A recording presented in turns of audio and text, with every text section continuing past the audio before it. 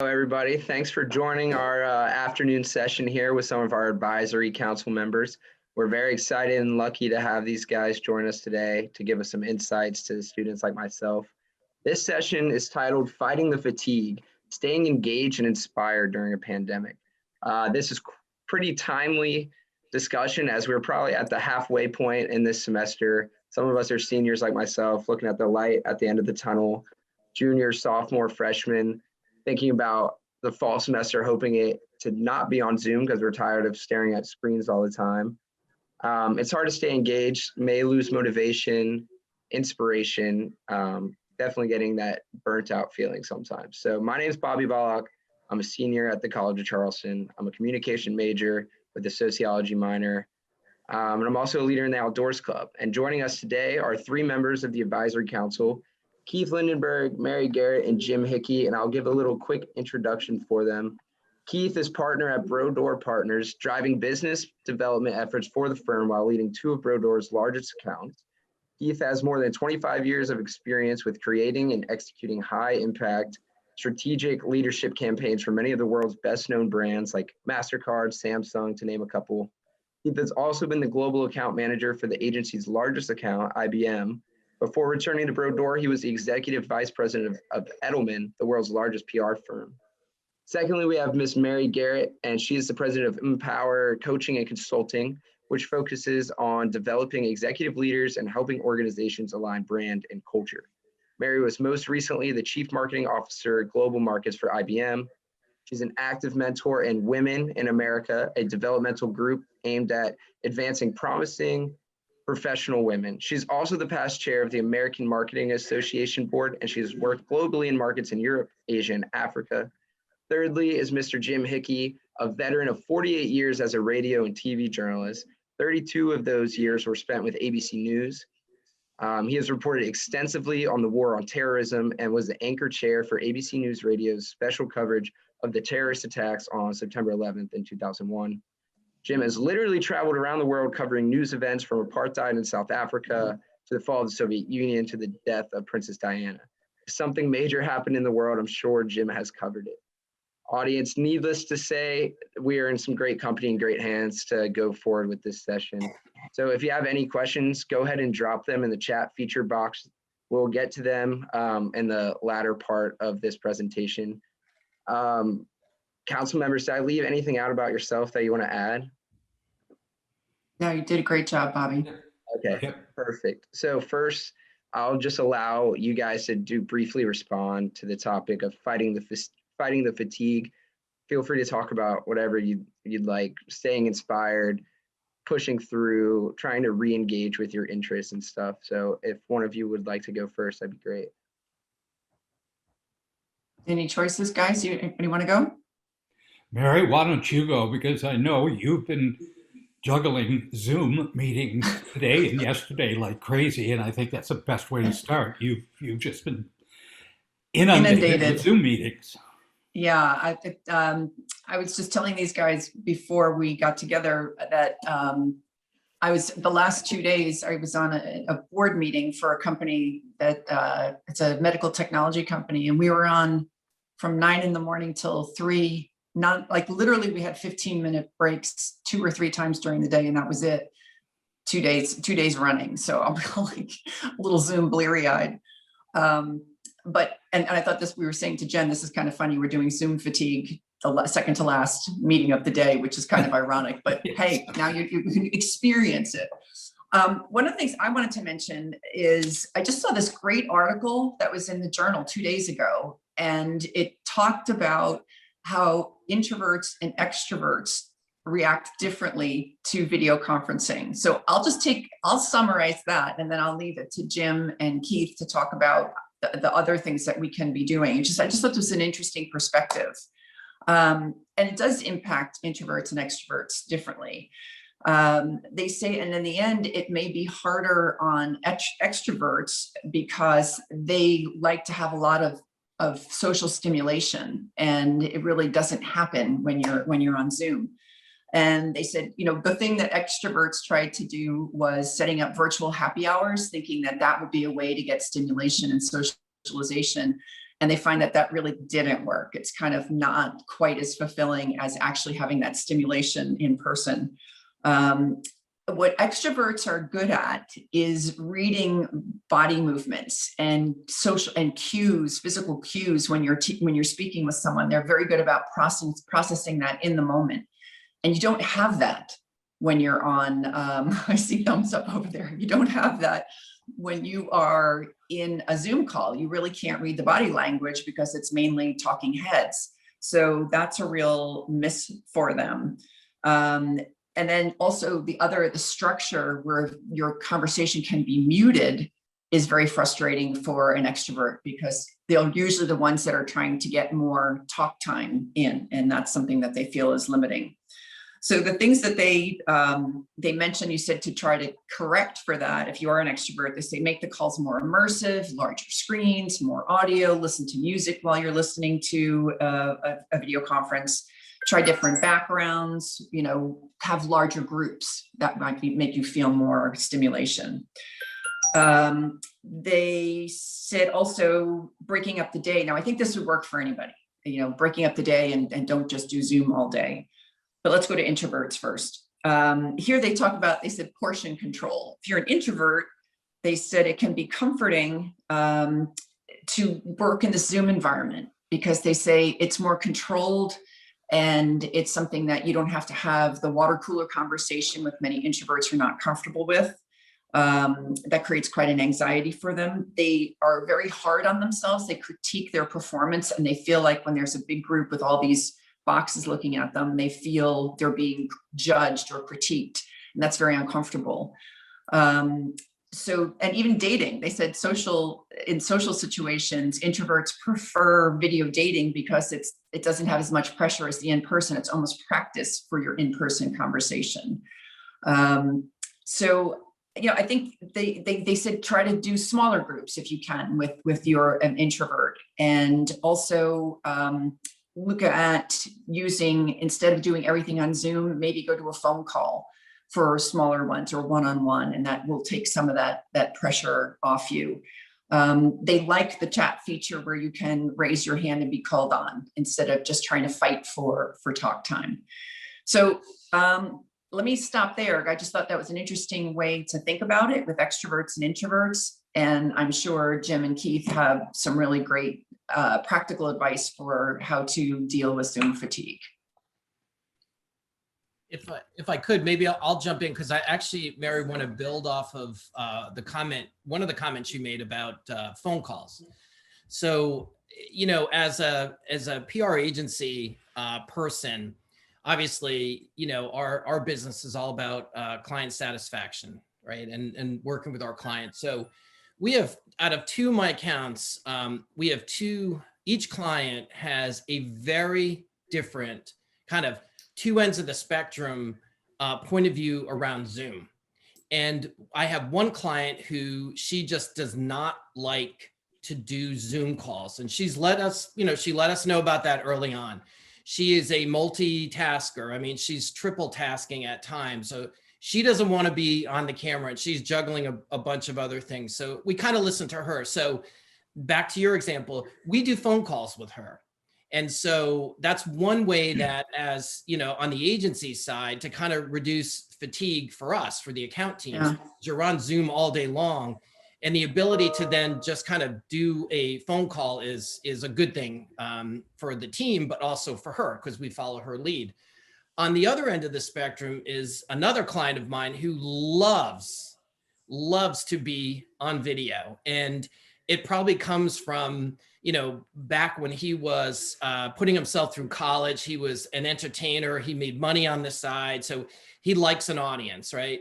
And there is a lot of fatigue with the account team, because you're constantly on, video calls with him, or Zoom calls, or they use Microsoft Teams.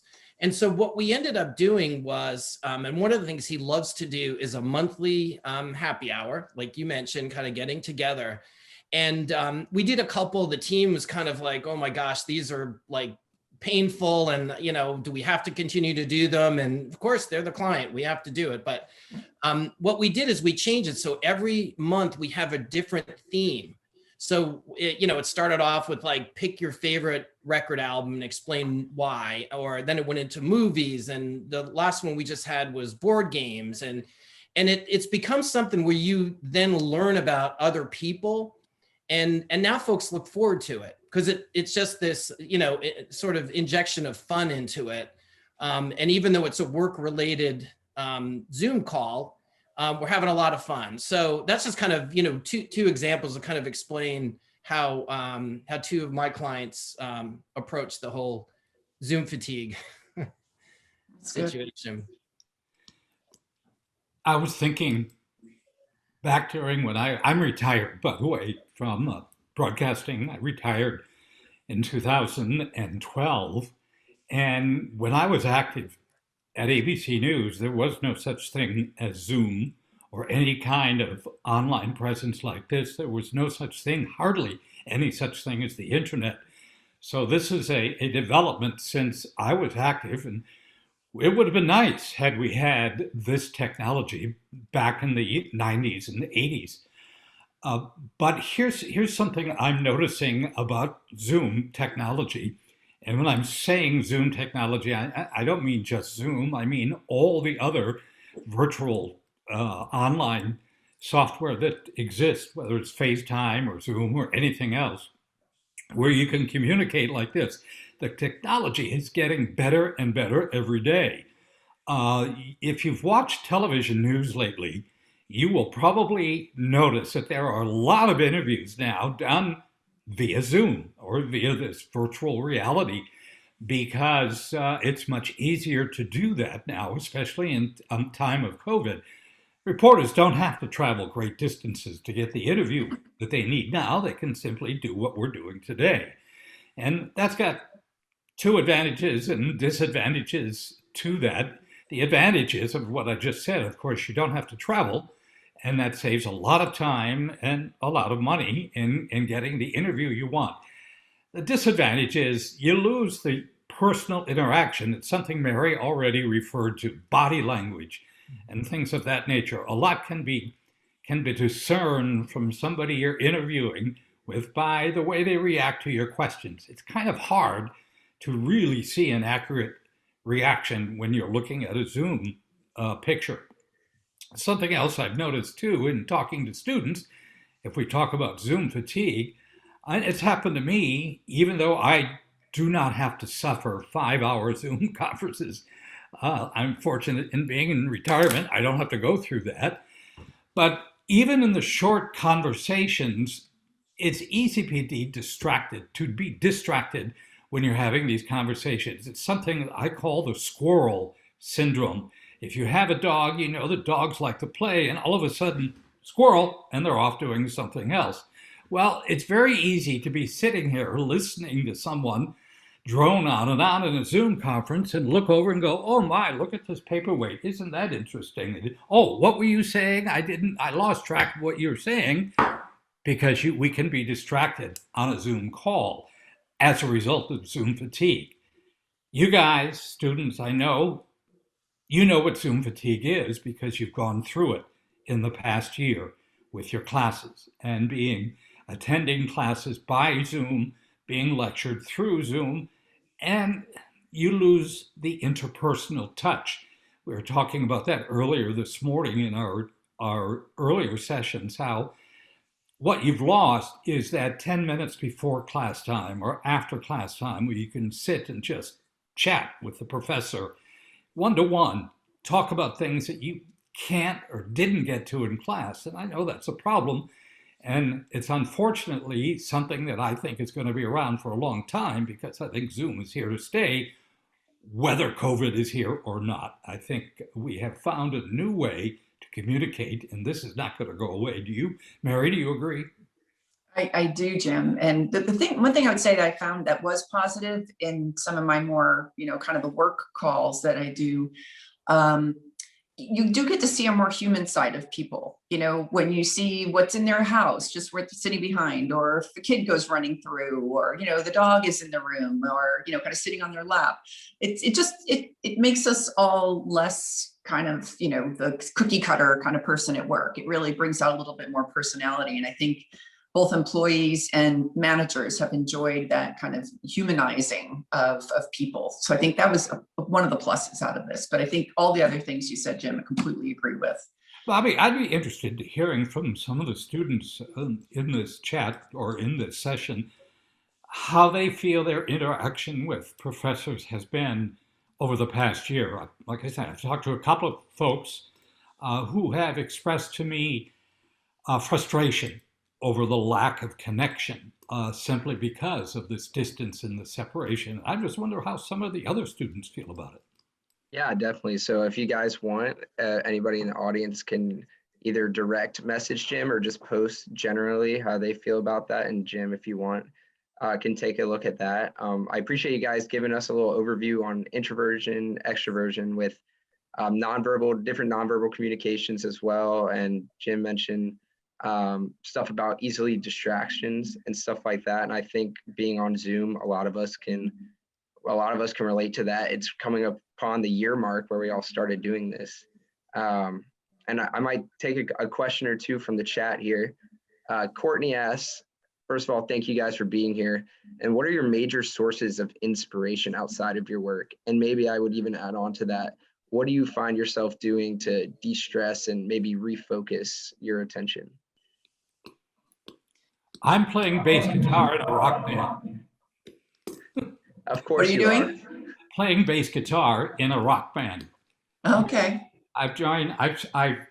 Since I retired, one of the things I wanted to do in my bucket list was learn how to play bass.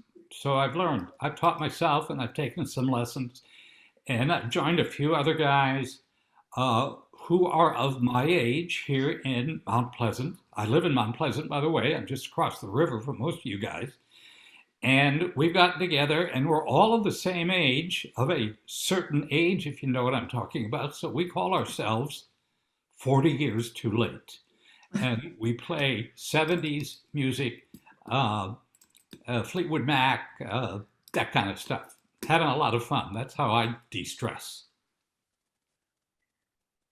That's great. And I like being outside. I mean, when I'm stuck in front of a computer screen for a long period of time, my distraction is I'm looking out the window, like I want to be out there.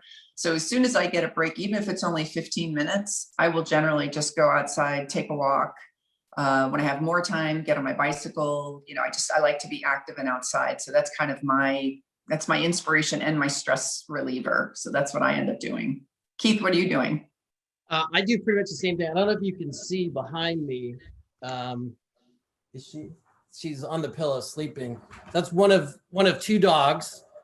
Dogs are great, of course, just to have in terms of stress relief, but they also do provide exercise. So I try and do the same thing, Mary, is when I have a break, even if it's a short one, I'll take them out in the yard and run them around a bit, but try and take them for a walk. But one of the things that I've done, I was always a pretty avid cyclist, and did, most of, when I lived in New York City, most of my cycling was done in a studio, in a class at the health club. But since I moved down to South Carolina and, pretty much right afterwards, COVID hit, and I went out and got a bike, and I do it every morning, and I look forward to doing that. And I never had that opportunity before, living in the city. And it was kind of, my cycling was limited to the weekends where I would do long rides. But now I get up every morning, 30, 45 minutes, driving, riding the bike around before people get up. And it's just a great way to start the day. It's a good stress relief. So anything you can do to kind of get out. I agree, the outdoors. I know folks that, might be on the call that are non-students who are in the Northeast or, Midwest. It's been a really cold, tough winter, but if you have the opportunity to get outside, get some sunshine, fresh air, it's always a pretty big lift. Thank you guys. It's ahead, interesting, Jim. Bobby. I'm looking at some of the responses that are coming in on the chat regarding the question I asked. And, what I'm seeing is that the Zoom experience is really a personal experience, independent experience. It depends on who you are and how your experience has been formed around you. For example, one of the folks in the room here says, I received instant satisfaction from the classroom. It was easier to collaborate and receive and give feedback. Pressing buttons on my computer is not rewarding. And another person says, I do feel it's difficult to sustain connection. So we're seeing that there is some frustration here in using Zoom. And it's something that I think we'll all have to learn and get accustomed to. I would be interested in hearing other people and their reaction to that. Yeah, definitely. I feel like a lot of people have different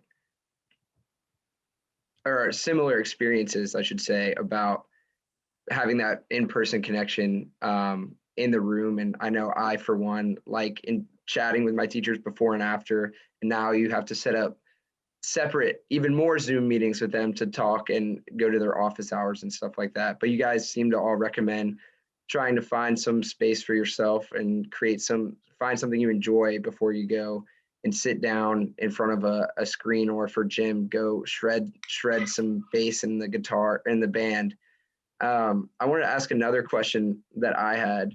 So for a lot of us are seniors, and we're engaging in the job search as COVID hopefully starts to come to the end with vaccinations rolling out. But how do we stay inspired when there might not be jobs immediately available, or there's jobs that our dream job necessarily isn't there? I know for some people and for myself that I've talked to, we find ourselves getting stressed, like, oh, maybe I won't find that job that I'm looking for. Maybe I won't find a job at all and I'll be stuck here. What advice could you give to people like me and others? First of all, I wanted to share some statistics. I had a session with a group earlier today in Kathy DeHaan's class, and there's really a reason to be optimistic. The jobs growth, there were 379,000 jobs created last month, which is a huge jump. There were, I can't remember the exact statistic, it was like over 300,000 new businesses survived the pandemic. They all need to hire people.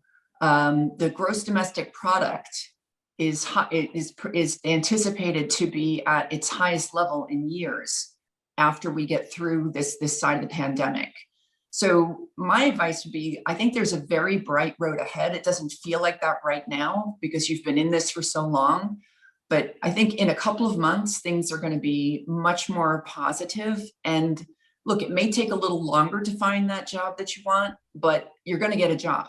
You know, it's not going to be like you're going to be out of work forever. You're going to find a job. You're bright young people with talent, and lots of businesses are looking for bright young people with talent. So I think it has been kind of it has been a very difficult year.